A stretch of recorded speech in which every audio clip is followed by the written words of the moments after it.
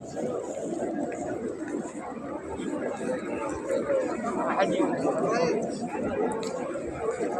माशाल्लाह वो वाली ये सीढ़ियाँ हैं जो खाना काबा को माशाल्लाह लगती हैं सामने, वो वाली सीढ़ियाँ माशाल्लाह ये जो वीआईपी लोग आते हैं उनके लिए होती हैं।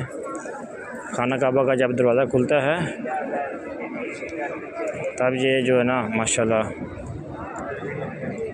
ये खाना काबा के दरवाज़े को लगती है।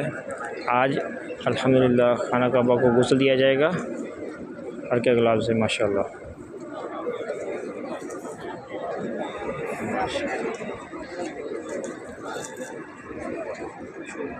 ये साथ में साया करने के लिए ये वीआईपी लोगों के लिए, जो इसको बग्गी भी बोलते हैं पाकिस्तान वाले ज़ुबान में, ये सीढ़ियाँ हैं जो वीआईपी लोगों के लिए जो खाना काबा के अंदर दाखिल होते हैं।